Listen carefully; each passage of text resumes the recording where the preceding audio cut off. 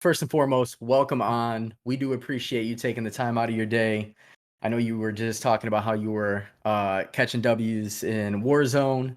Um, first and foremost, what have you been up to, man? It's the off season. You guys had a successful season. What is life like right now for Daniel Gafford? I just actually came back from a well-needed vacation week.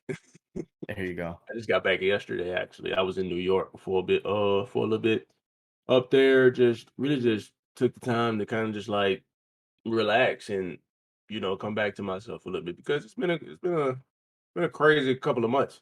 If I'm Yeah, if I yeah, say so myself, but my girl, she always tell me I deserve certain things like that. She finally talked me into actually going out of town and certain things. I'm like, all right, cool. I actually do it for the first time.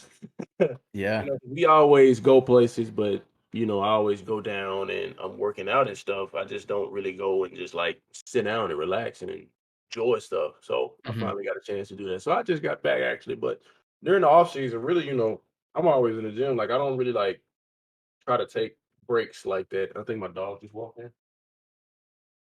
No, he did.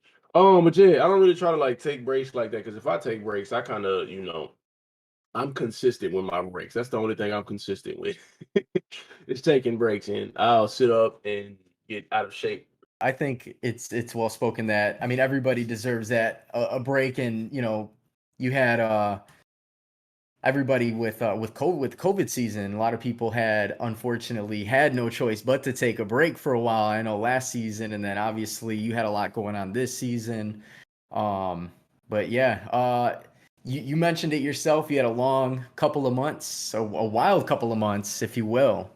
Obviously, for anybody who's listening, if you don't know, if you're not in tune, Daniel Gafford got drafted by the Bulls 2019. Promising rookie season, I would say. We saw him live in Yeah, Chicago against Yeah. Toronto. I was sold. He sent somebody, it was Siakam, or he sent somebody pack into the second row. I think that was what's that? Ibaka. I think that was Serge Ibaka. Okay, yeah, it might have been Ibaka. That was a wild game because I think it was a one Yeah, point loss at and Yeah. this is the defending champions. yeah. That was a tough game that night. We really wanted that one bad. I would say, it was a lot of energy coming into the building. I mean, as you can see, the fans was there before COVID. Yeah, Um, yeah. But just yeah, the energy was just overflowing because everybody wanted to see Toronto, certain things like that. Yeah, we hmm came out and we played our ass off, man. All the way to the Yeah, last minute, and that last shot just did fall for. yeah, Yeah, yeah. That was that was go for it, our Haley. that was our first impression seeing you play as well. And after the game, that's all we like talk about. We're like, wow, Daniel Gafford, the effort he put in that game, especially coming off the bench. We're like, Yeah, I like that for the future. Yeah, yeah. I mean, we didn't really know. I think the biggest thing was that Bulls team was kind of like nobody really knew the future, and Boylan too was like, I mean, as a Bulls fan, it was just one of those things where it was like, why is Gafford not getting more playing time? Why are certain schemes being drawn up, or certain why are certain guys on the court at a certain time when mhm, other guys should be in? And Chicago, we love our teams. We love our teams probably as much as the New Yorkians, if you want to call them that, and the Californians, if you want to call them that. But yeah, that was definitely the first impression. You came out, you were a second round pick, which I think was a steal. You dropped. We ended up getting Kobe White. We got you. But we were packed in the paint. We were packed. We had Laurie, we had Wendell Carter, and it was a matter of where is this team gonna go? And the fact that you put in the efforts that you did, I was like, okay, if and there's always trade rumors, and us as fans, we tend to bite into those trade rumors.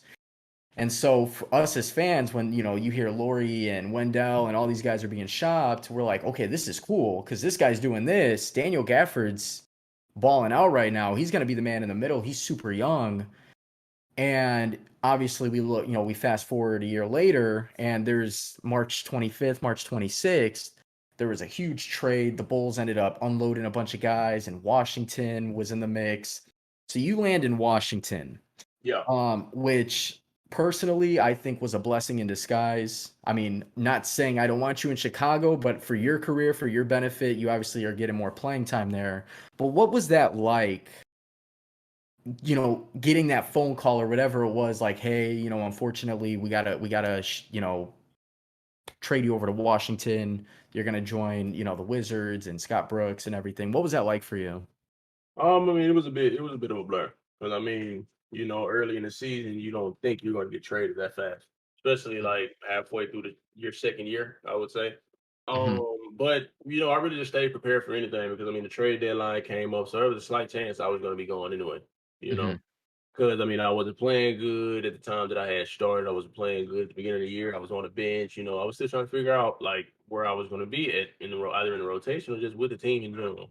Hmm. So yeah, I mean, and the crazy thing is, I was walking my dogs before I found out I was getting traded. Like I was outside walking my dogs. I was I was in like my full Arkansas jumpsuit that I had Okay. when I played there, and I was just walking. I had my phone on do not disturb because I mean it was the end of the trade deadline after the game we had the night before. I'm like, Hmm. okay, a slight chance I might be okay if I hadn't heard anything yet.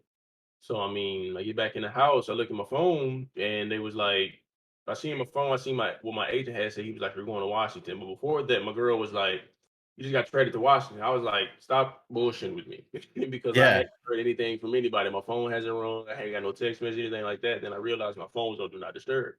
And I looked my agent had called me. He had texted me, and then I got a call from the Bulls too. And they told me everything. Agent told me I'm going to Washington and stuff. And I was just really just, it was a lot of emotions. I didn't know what to feel. I didn't know what to think. Like I had my little game room, Mary Rock actually closed my door. I just closed my door and stayed in there until I had to leave.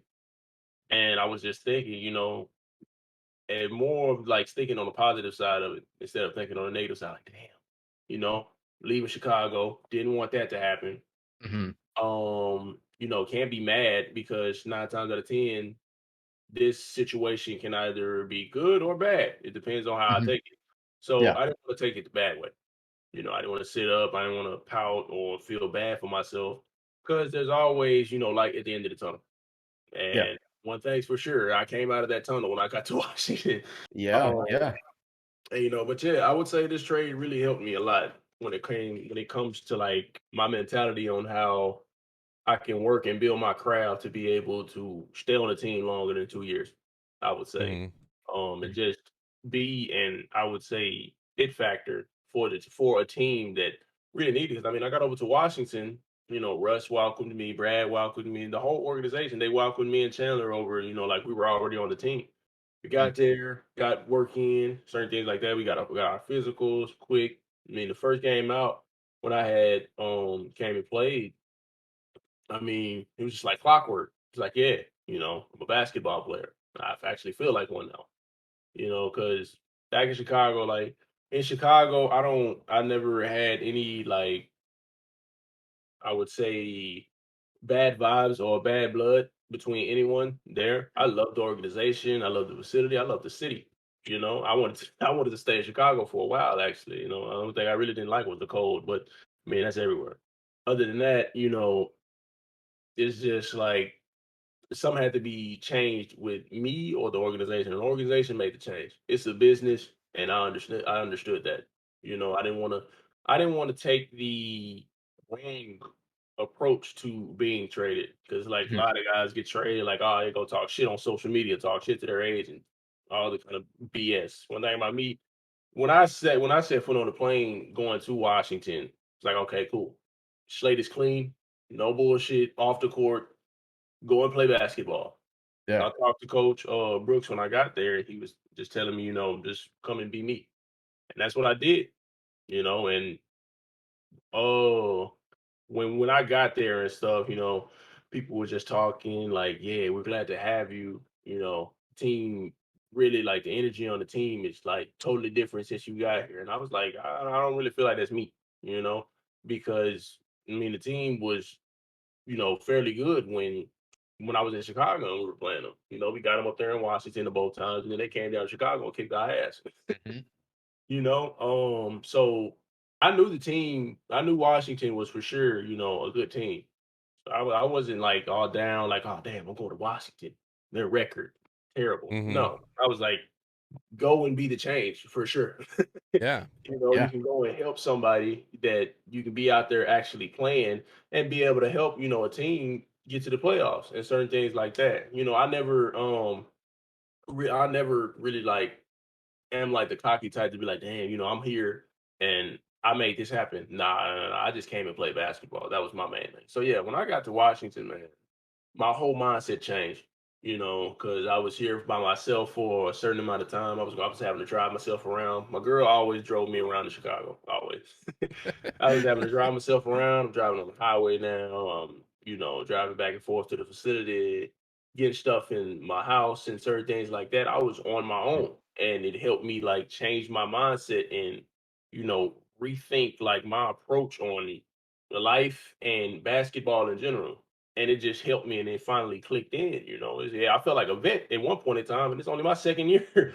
Yeah. But yeah, and after the first game, I was like, okay, it's time for sure. You know, Player development guys always were in my ear when I had first got here. I was gonna be $100 million guy, and I mean, that's the type of money I'm trying to make for sure. Yeah. 100 million. If not that, something close. I'll take Mhm. whatever at this point. But other than that, I just come out and work. I always tell myself to have like a crazy work ethic because it doesn't matter how much talent you have in the gym, everybody's gonna notice work. Yeah. If It it's talent, translates. it's talent and work ethic. They're gonna notice one of the two. Simple as that. So I mean, if they don't see the talent part of me, they're gonna see how hard I work for sure and how much energy I can bring to the game. So Yeah. just like I said, coming to Washington, everything clicked for me, and it was a shut the door. I shut the door for Chicago and opened the door for Washington, and it's just been going for me ever since. You know. Yeah, and Yeah. we definitely saw the energy in Chicago, Yeah. and yeah, you turned it up to a new level in Washington. Had a few like notable games. One of them being against the Pelicans, where you had 5 blocks, couple on Zion, one on Brandon Ingram. You had a few dunks that game too. Yeah. Very efficient underneath the basket and on the defensive end as well. And then probably a great thing to have in Washington, based off seeing some of the videos as well. Having a guy like Russell Westbrook be there, a guy who can attack at will, and when he attacks, he notices the defenders closing on him, and you're just in the right position at the right time for easy oops or dunks, dish offs. It probably helped out a lot, especially Oh with yeah, your for type of sure. game. Having somebody like Russell Westbrook on the team or Bradley Beal, those guys are intense competitors. Mhm. And Russ, I mean, they painted this picture of Russ like he's a bad teammate. He's not. Hmm. And whoever listens to this, whoever watches it, he's not for sure. Russ is by far one of the best teammates a player could have. They don't just put him in. They don't put him in that category of a good teammate because of the things that he does on the floor and how he acts on the floor. I mean, everybody has their way of playing and succeeding, and Russ found that when he got into the league. I'm pretty sure, and he's been doing it ever since.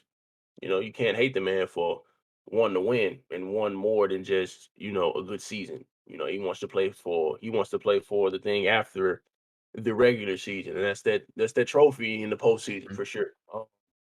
But yeah, playing with guys like Russ, I mean, you gotta love it because you learn from it. If you see a guy that comes out every night and does the same thing and want it as much as you do, but in your mind you want it, but you come out and play like you don't. Hmm. Sometimes you gotta actually, take a step back and really think like, am I really coming out and giving it my all? And that's one thing that I noticed about Russ, just like seeing him play over the years. He comes out and leaves it all on the floor. And Mhm. that's kind of like what I want to do. Just come out and just leave it all on the floor, no matter how tired I am. I'm pretty sure everybody sees it out there on the floor. I'll be tired as hell. But one thing about it, I work. Yeah. I don't stop working. My motor is up and down nonstop. And I don't let anything really just try to get in the way of me succeeding on the floor and helping my team. And other than that, only thing that I would say that'll probably get in my way and stop me is fatigue. And I fight through fatigue almost all the time. So other than that, yeah. Playing with Russell Westbrook is like this half of the season has been great. seeing him get his triple double thing, he's missed a triple double now. It's Yep. like something amazing because you don't see anything like that unless it's on TV. Mm-hmm. I'm like, damn, I'm right beside this guy. I'm Yeah. catching lobs from this guy. He's getting his assists from like throwing me lobs and stuff. You know what I'm saying? I'm Yeah. part of this. I'm like, hell yeah. Yeah.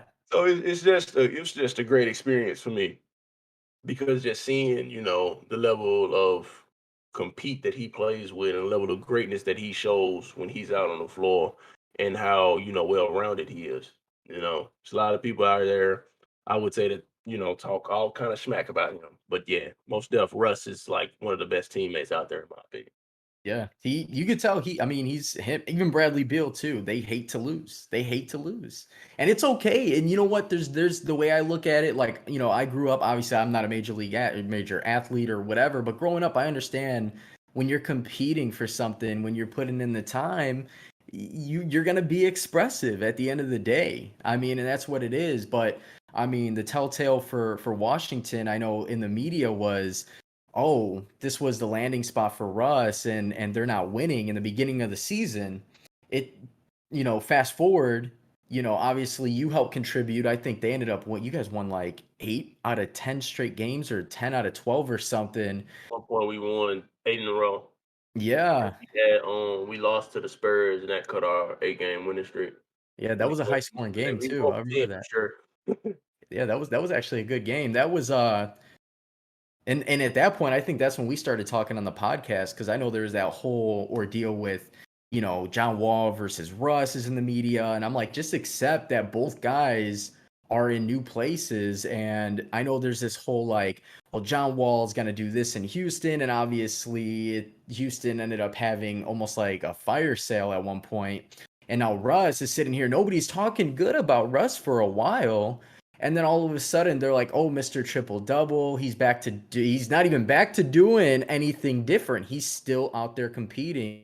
And you guys obviously found that formula and started winning, and you guys got into the playoffs. What was it like playing in the playoffs? The It was playing great. The games industry was beforehand. different, and finally getting the crowd back was amazing. Hmm. We went to the first game in Philly. It was nuts. The level of intensity in there was crazy, but it was really a big eye opener because it showed that I had to come out and be ready to play. Because as soon as I got in, we were on the free throw line, and Ben Simmons shoved me under the basket, and I got my first foul in the first game.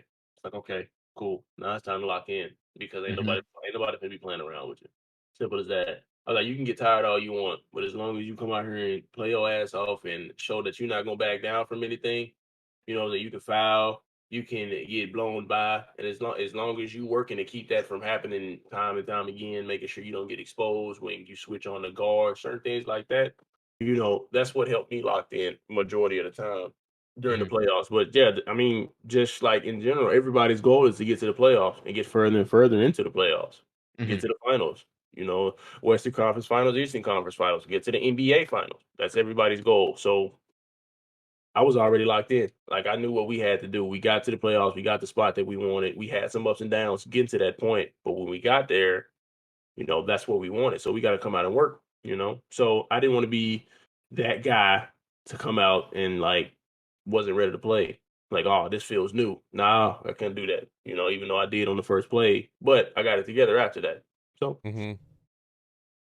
Yeah, and you got to experience the first time. Well, last year technically with COVID, Orlando, but this year at the first time with the play-in games, that seemed intense, especially after Washington losing to Boston the first game, and yeah, then you had to go up against Indiana, which ended up being like almost a 30-point victory. It's like 142 to like 115. I know you had a pretty big game in that one too. yeah. I Uh, about to say the play in was a bit different. I was always asking questions like, if we win this, what's gonna happen? If we lose this, what's gonna happen? Certain things like mhm. that. But yeah, I like the play in. It was a lot of people that were saying like, "Oh, the play in should be a part of this. Whoever thought of that idea should be fired." Yada yada this, yada yada. I was like, I don't see it because I mean, it's still giving people a chance to actually get into the playoffs. It's just I would say making the postseason a bit longer. But Yeah. like, I never seen the problem with it. You know, And even if I did have a problem with it, I wouldn't say like the idea was bad. Mhm. I would say maybe it would have been probably something that would like prolong the season. But I mean, that's what everybody wants. Everybody Mhm. still wants to play, and everybody should have a chance to play. To get into that spot because I Mhm. mean, people are getting put in a position to shock the world. So that's giving them the opportunity. Yeah, and it gives pretty much the hot team at that time like the right to go into the playoffs because even at those two spots, you're still going up against a couple of the best teams in each league. And as we saw, technically the Warriors, they were the 8th seed. They got bumped out twice because they weren't good enough, and Memphis had to win 2 games to get in, and it created a little more excitement for that. Would the result Yeah, have changed in the and first round? Who knows? But it gave it a little more of a exciting start to the postseason and yeah, and it was highlighted some weird of those because teams. you got the people complaining about it, but I say it kind of helped the guys that were in the bubble last year because I mean they really didn't have that much of a break coming out of the bubble. Mm-hmm. You Yeah, know, at all. yeah, I was about to say the Lakers won the finals, and we had, I would say, a month, maybe a couple of weeks, and then we were back to it. So, I mean, the play-in kind of like, I would say helped them get rest. I would say, but I mean, I could be wrong. I'm just the guy that's going into his third year, so people might be like, he don't know what he's talking about. But hey, Yeah.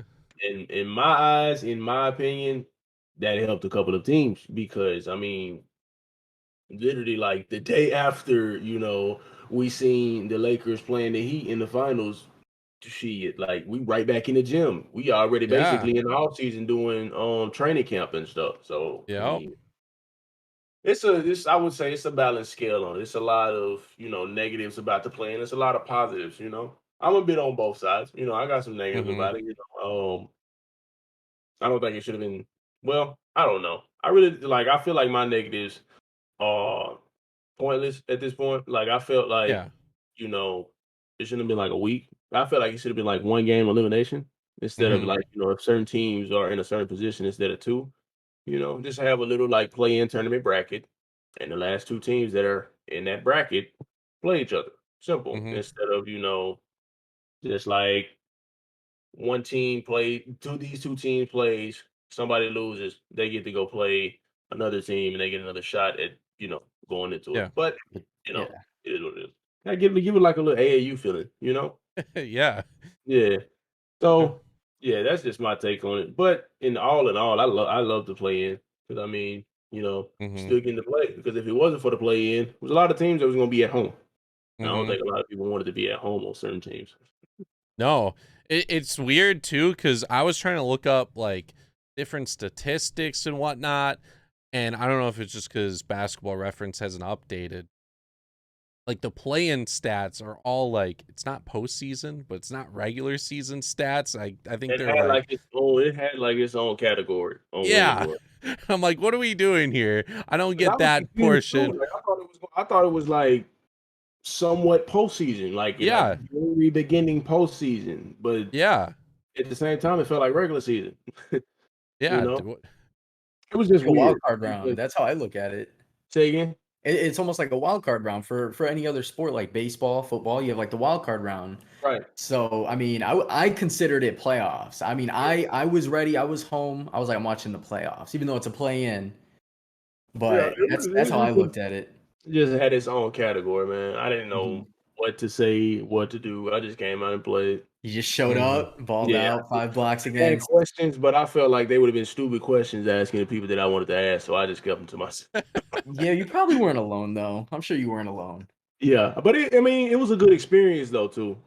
Just having that feeling like being on the edge of your seat, like which team is going to make it out of the play-in tournament to be able to have the opportunity to go play in the playoffs. You know, Mhm. Hmm. kind of like a thriller leading up into the action of like a good action movie. Or even like Cinderella stories. I mean, there were some teams where they had it, like Healy said, you just got hot at the right time. You end up in the play-in. I mean, those hot teams. Look at college basketball. Look at March Right. Madness. You get some of these teams that are super, Loyola randomly out of Illinois. They got hot a couple times, and I mean, everybody, fans, and I'm sure players want that Cinderella story. Yeah, or if like a team had like an injury to like a big player and all of a Mhm. sudden they dropped a few games and they couldn't make it Right. there, or a team did end up getting injured, it's like, well, it's a team without a few of their stars going in as the 7th seed, then I guess they wouldn't make it because the team technically.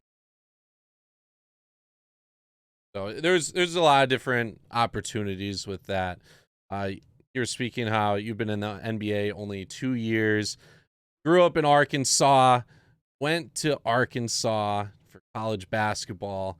I was looking, you had a couple offers from like Florida, Kansas, and uh did you just did Arkansas put up the best like offer, Mm, or was it just the home state that you wanted to go to for yeah, that? Arkansas, it was just closer to my hometown, closest Mhm. place to my hometown. It was out of, I would say my top two was just like out of Arkansas and LSU, in my opinion. Mhm. Um, because like all the offers I had Arkansas, I had LSU, I had Florida, I had Kansas State. It's crazy because with the Kansas and Kansas State thing, I didn't get an offer from Kansas. They said I had got an offer from Kansas, but I told them Kansas State. Okay. I Okay. forgot what reporter had said it, but they was like, "Oh, he has an offer from Kansas." I was like, "No, I did not say Yeah. that. I said Okay. Kansas State for sure." But Yeah, that's what I found when looking yeah, up the Kansas one. it was Arkansas, LSU, Florida, Mississippi State, Kansas State. I had an offer from UCLA. That's like that's Central Arkansas and Western Kentucky, I believe. I think I had a couple of more. I can't remember.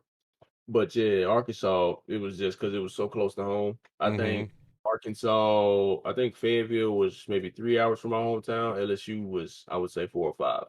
I think it would have been four. Or it's not Easy even up. trips here and Yeah. there compared to the other one. So that's the reason. And I just wanted to be an in-state guy. I really didn't want to go too far. You Mhm. know, not my college days. I think if I would have went anywhere else, I probably would have, lost track of what I wanted to do. Yeah. Living the Yeah. college life, you know. Yeah, that makes sense.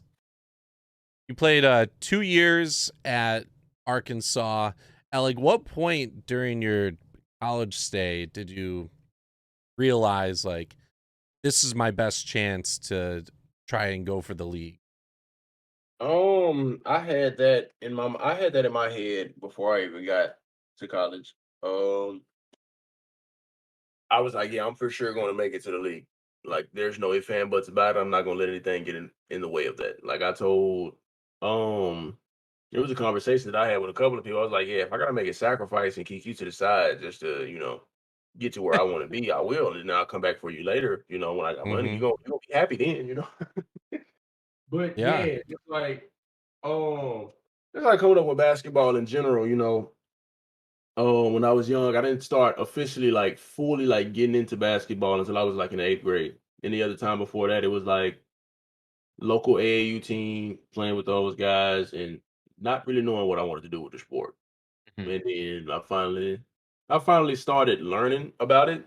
Learned about scouts, learned about colleges and certain things like that. And they would tell, like, one of the coaches, he had told me at the end of my 8th grade year, he was like, "Yeah, you had a couple of scouts looking at you, and they were saying that you played good and certain things like that. Which I was like, are you sure? Because I played like shit in that little tournament that we were." um, but I guess that was just me just being down on myself. But then he had explained what scouts were. He had explained like if I kept at it, I can, have the talent and the work ethic and the height to, make it further and actually make money with what I do. I was like, oh, okay, cool. So coming in the 9th grade, that's when it finally clicked. I was like, yeah, because I had started dunking and stuff. I had started getting my feet up under me because I was really clumsy. Started getting my feet up under me and certain things like that. And I mean, it just took off from there. 9th grade, I fell in love with the game more and more. It was just like every day I was like, yes, we got a game. We got a basketball game. We got basketball practice. I was thinking about practice throughout school and certain things like that, like wearing shorts under my pants just to be ready for practice, certain things like that. So yeah, just really, ever since then, just having that NBA dream, it was always in the back of my head and it never left. It was just like it was like a second person. It was like always tapping on my shoulder, like, yeah, remember, don't forget, we gotta, get this together so we can be able to make this money. For sure, take care of the family and certain things. So yeah, it clicked with me when I would say I got to my ninth grade year. I was like, I really want to make it to the league to, where I can give my mom that car she wants or that house she wants or take care of my pops or, help out my siblings or help out, anybody, because one thing about me, I had always made promises. I had made a vow to myself that I'm not going to quit, no matter how hard it got, anything like that. It has been some ups and downs with it. Just going through it, the mental aspect of it really kicked my ass at first. But then I got a grip on that. I got with a therapist at one point in time, and it just helped out a lot. So yeah, the NBA dream has always been a dream for me. Well, when I got to eighth grade. You're Yeah, and basically, I was gonna say, you're living the law of attraction right now. You're. I mean, a lot of times it's a mental game. I'm sure there's, you always hear about it. You always hear, you watch interviews of fighters and other athletes, and they're like, "I'm the best," and it's not to be cocky. It's not to be cocky at all. But you're like, "I'm gonna get there because I have the mindset, and obviously you have the physical, you have the talent to do it." And obviously, look where you're at now. So. Yeah, people. I mean, some I would say when it comes to the mindset part, some people have like troubles grasping like that idea.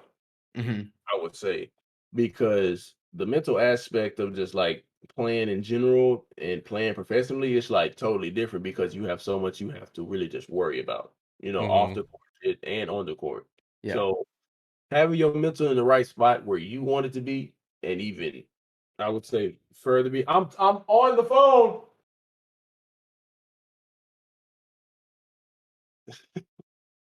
That's a part of the mental aspect right there.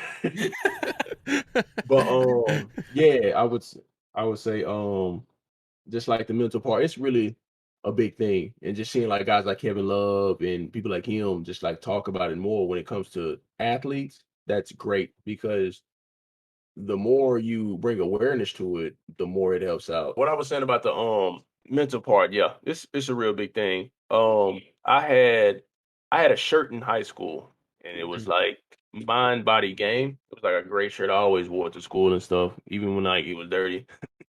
Mhm. But just those three words really just like stuck out to me because I really wanted to have a grasp on like my thought process because I was always down on myself, no matter like how good I was doing or if I was doing bad or anything. Mhm. I was always down on myself. So I really wanted to try to figure out how to get out of that and just work on just being positive about certain situations, even if like the negative aspect really just took control.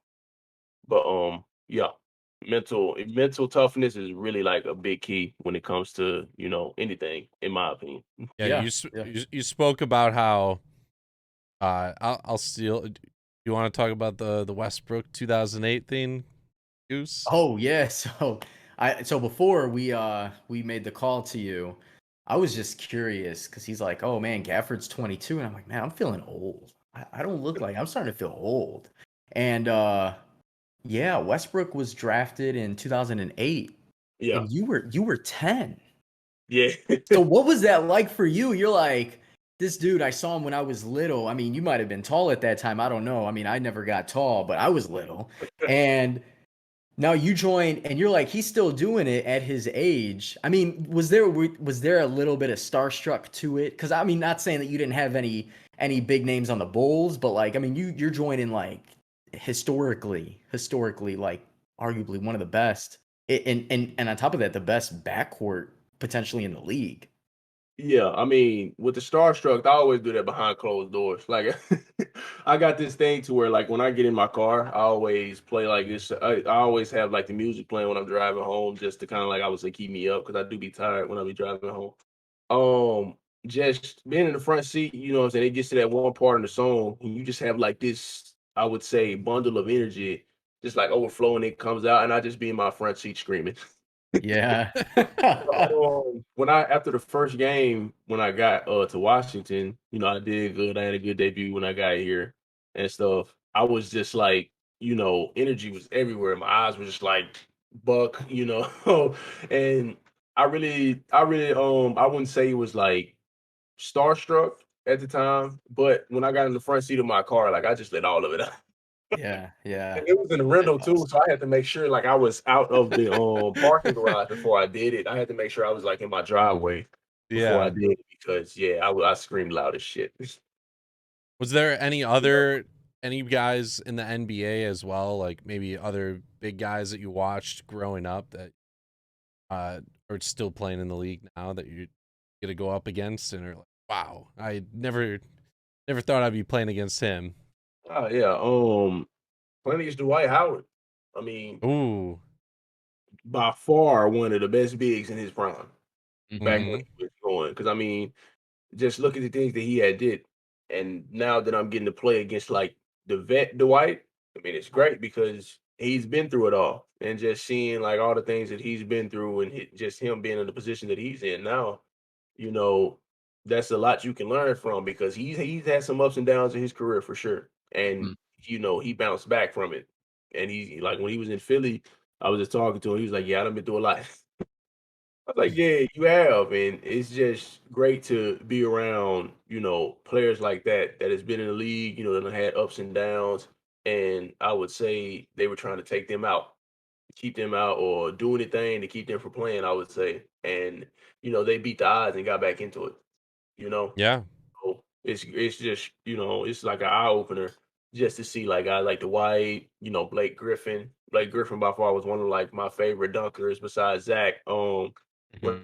uh, because I mean he was just electric with his dunks. Just like the crowd reactions, the commentators, and him in general, just Mm-hmm. putting it down on people's heads. I was like, yeah, I want to do that. And just being around in the presence of like guys like those, it's for sure like the best thing for sure. Because I mean, I can learn a lot. How to stay in the league when they want you out the league for sure. Mm-hmm. Yeah, I think I saw that you actually got a block on Dwight. Yeah. So that was probably crazy. And it's like it was crazy because just seeing like back in the day when Dwight used to just, body people, just put people in the rim and stuff. I actually got a rebound and got him one time. I got him I got a lucky one on him when we had played him in Chicago. I got the rebound and went right back up with it. You know. Sadly I came out like 5 plays after that. Yeah. Yeah, but yeah, just a great experience through and through. I mean, I try to soak up as much knowledge as I can from those guys. I'm a shy guy, but when it comes to, trying to get money in my pocket, I try to for sure talk to the guys that have been doing it for a while. Mhm. Mm-hmm. How to stay focused. All learning experience, especially those veterans. Especially Yep. those veterans. Now you are a pretty big gamer, been streaming on Twitch. When did that gaming passion start? Um, so like my dad has always like I would say been into just like retro gaming, just like games back in his time, Mm-hmm. I would say. Just like the joystick Pac-Man, certain things like that. My mom, I used to always play the little joystick Pac-Man of hers with her all the time. I always played like my dad is into like mechs, I would say. Like have y'all ever played Titanfall? Oh Yes. yeah, yeah, So, yeah. like, certain things like that, he's into games like that and stuff, so he always introduced me to, like, these weird games that I ain't never heard of. It was just, like, either on the computer or on the system, and it was I always just fell in love with it then, like, I fully fell in love with, like, video gaming in general when I had, fully, like, started hanging out with my uncle, and he's kinda like, I would say, has Down syndrome. Mhm. Um, and he always used to come over my mom's house, and he always brought like half of his games over to play on like my Xbox 360. And we would just sit up like it was always the weekend he had came over, so I stayed up all night. It was right Yeah. up my alley because he had all the games that I wanted. Oh yeah. I'm seeing all the trailers and stuff, and this was a time where I really wasn't into like phones at the time. Mm-hmm. I wanted a Yeah. Mhm. phone, but I couldn't get a phone. So I was just seeing it was always this magazine at the store that I always went to, and they always had like pictures and updates on like the latest games that were coming out and stuff. So when I finally got into YouTube and stuff, I started always looking them up, certain things like that. Come to find out, he had almost half of them. I'm like, oh man, okay, cool. So I'm gonna really just take advantage of this, fall in love with video games a little bit more. and just enjoy it. So yeah, video games have been like a big part of my life ever since I was a kid for sure. Just coming up, I had a GameCube that I threw all around my house because my temper was like bad every time. So I had this Teen Time game and I always lost it, and I just slung my controller. I don't know how it survived. That's the thing. And then I was coming up going through like PlayStation 2. I wanted a PSP like bad. Like I would have robbed a Oh, store for a PlayStation Portable. Those things Yeah, were ahead of their time. oh yeah. yeah, oh yeah. My brother had one, and I always snuck and played it, but he always caught me. And he always hid it in like a different spot, but I always found it. Mm-hmm. What else did I have? I had the PlayStation 2. I went from PlayStation 2 to Xbox 360, the Xbox 360 to PS3. And then, I went from PS3 to PS4, PS5, so on and so forth. I have an Mm-hmm. Xbox One here too, so I play Xbox as well. And then I'm starting to get into computer gaming as well. Got to get good with my fingers. Yeah, once you get it's tough, but once you get the hang of it, it's like a Yeah, whole new yeah. world with the computer I games. want to do it because sooner or later I want to like stream like CS:GO, Left 4 Mm-hmm. Dead 2, since I finally have gotten that, and just pretty much any like little game that's like not complicated, like Call of Yeah, Duty. I cannot do Call of Duty on PC at all. no, Too much it's I a little tried going tough. multiplayer. I tried multiplayer. I wasn't even sprinting. I was just walking. It was all bad. Yeah, there's a game called like Escape from Tarkov, and basically you need to hit like just so many different keys. Yeah, You yeah. use your scroll wheel to determine like how fast you move, E and Q, or to like lean. You have a Yeah, different I can't button do to that at crouch, all. to I can't. prone, to view your inventory, to like Yeah, change firing I've been modes. seeing like a couple of streamers actually like play that, but I didn't know it was that complicated. Like the scroll wheel to run. No, Mm. can't do it. I'm good. That's too much. I'll continue to watch it. But yeah, it's a super realistic like Yeah, I can tell. shooter, and Watching the they video have and stuff. very fun. They just had like a wipe, so everyone's starting brand new. The game I enjoy playing quite a bit. Is this still like in beta version, or is it like the full game now? It'll be in beta probably for years. I don't know any of these beta games that go full, but it's Damn. still in beta. They're constantly adding new maps. They're adding expansion. When's your Right beta release? now they're adding like different perks and like different stuff mechanics. So it refreshes like every couple months. You start like brand new again, Oh, shit, and then that's cool. have to build your way through it. When did you start watching like Twitch and decide like, hey, I want to stream on Twitch? Huh. I started Twitch, I think last something. Didn't I start Twitch last something? Yeah, I was just doing it. I had just gave it a try. I was nervous. I thought my voice was gonna be so scratchy. But yeah, I had started like watching streamers and stuff. Um, I really can't even remember when. It's like when it had first got big, Mm-hmm. it's like when Ninja was playing Fortnite, certain Mm-hmm. things like that. I wasn't watching it then, but then like I got more and more accumulated with the gaming world, why they're streaming, who they're streaming for, certain things. Like, I was like, oh, okay, cool. So I started watching people. I watch a lot of guys on Facebook. I watch a guy like named Ricky Live. I watch Stone Mountain 64. I watch Fuglet. Those are the main three that I watch. I watch a guy called Mile High Gaming. He's on Mm-hmm. Facebook. They all four of those stream on Facebook, but on Twitch I watch Tim the Tap Man, Nick Merckx, Grizzy. I think y'all know. Do y'all know Grizzy? He's a YouTuber. The name seems familiar. I can't picture him off Yeah, I the know top of my Nick head. Merckx, but I don't know about Grizzy. Yeah. I think he just started streaming, but he was more of a YouTuber at first. I think he's Mm-hmm. just now getting into the streaming on Twitch. But yeah, those were the times where like I had first started getting into it for sure.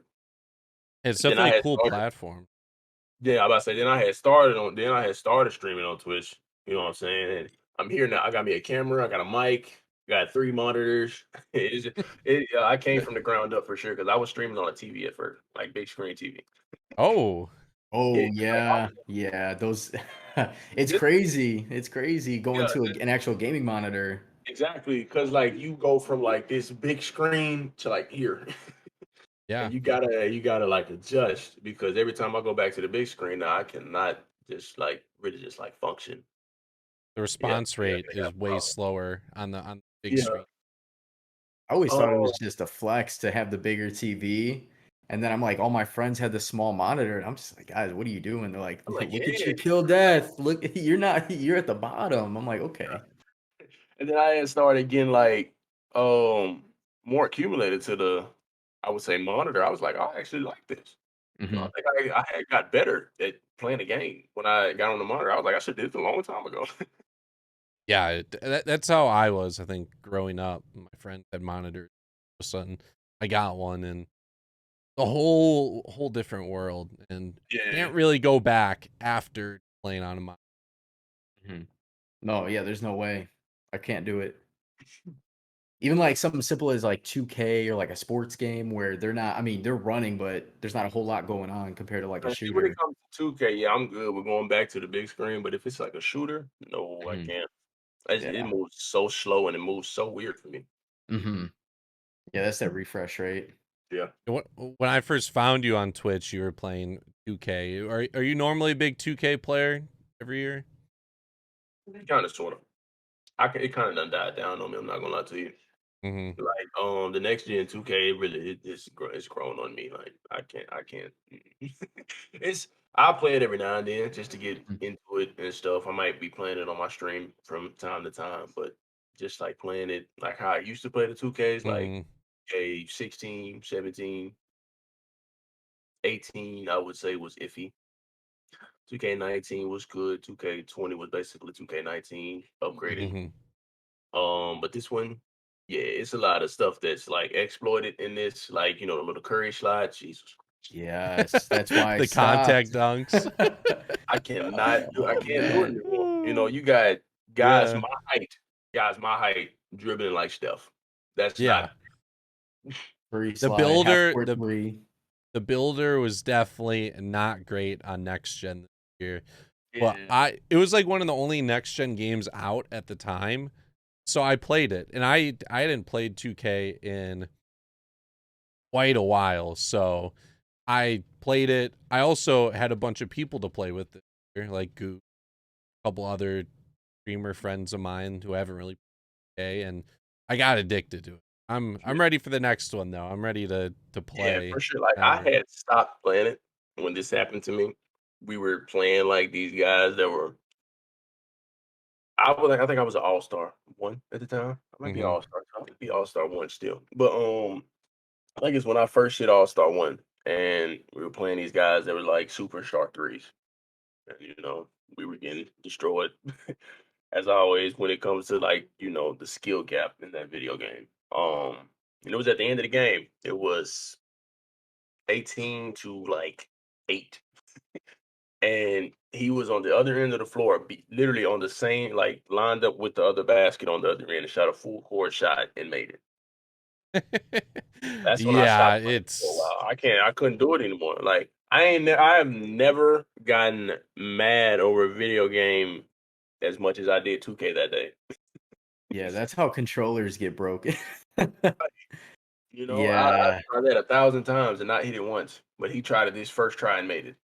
That's yeah. yeah. oh, very I'm I de- discouraging to my skill set. I'm definitely done with it for the most part. I don't know if you heard beforehand while you were playing, but I was telling Goose like I got the itch due to the playoffs and everything, like that's it. basketball. I'm watching a lot of basketball right now with the playoffs going on. Like I want to play, but I, for the most part, I'm probably gonna wait until the next game to release. Oh, yeah, for sure. But I don't even know. I don't know. 2K is always a good game to play, but it's just that they don't like hold their end of the bargain at all. Mm-hmm. Mhm. And Yeah. it's like they give us so much like hope. Boom, the game comes out and all that Mm-hmm. hope is on the drain. Yep. That's the life cycle of game development where they think they can do all these, and then all of a sudden these problems come up, and then they got to start working on the next year's game, and then they kind of realize like, oh well, can't really fix this year, and have to I deal get with it. it. You know, you want to show off your game, certain things in the trailers, certain things like that, and then just like boost it and make it look good. But then everybody plays it, and it's like a whole different story. You know, it just sucks, and then you can't even get a refund back from it. That's what makes it worse. Yeah, definitely a lot of money sunk into that game. Because my cousin, he has never played 2K in his life. He played 2K20, and he was mad because he was hitting threes in my career games, and he came to the park and he was missing. And Yep. so he sent the email to 2K, and he was asking for a refund. He said, "Sorry, we couldn't give you a refund." I was like, "Oh my god!" Yeah, because You they know, make you like get your badges and whatnot. yeah, but good thing, Ronnie, he took forever to reply back to me, but he did look out for me for sure. He gave me my NBA logo above my head. He gave me all my badges. I was like, okay, cool. I can do Yeah. this. But like the grind system in that 2K now is like if you were to be able to like, get your overall up or your rep up like how you did in 2K16, I'll play that for sure. But like now you gotta worry about rep, then you gotta worry about like your overall, then you gotta worry about your badges. That's three different things. It's hella badges to fucking upgrade in 2K. I just can't do it. It's just too much of a grind for me. I'd rather grind on Call of Duty to get to a level 1,000 than do all that. Yeah, definitely. I think that's pretty much it for this week's episode of the Standing Room Only podcast. Appreciate you stopping on for this week's episode. Next year, Washington comes to town. We're definitely going to attend the game. Watch you ball we'll out. be there. Definitely going to watch you ball out. You can follow us on social media at SR Only Pod. You can follow my personal page at the Healy6. And I'm iGoose with 4 O's. And then obviously we have Daniel. Yeah, y'all can follow me on Twitter, Dan_G33, 2 3s. Follow his Twitch. He's a gamer. Follow his Twitch. Yeah, follow my Twitch. If y'all want a show, it's a positive community. Try to keep it as positive as I possibly can be. I know I'm repeating that all like the whole time, but that's just me. You can't come in with negativity or I'm gonna have to kick you out. And I hate kicking people out. Other than that, follow me on Twitch. It's Gaff21_. And trust me, you're gonna see my skills. And if I suck, you can tell me, but then I'm gonna tell you suck too. So Appreciate it again. no problem. Thank you guys for having me.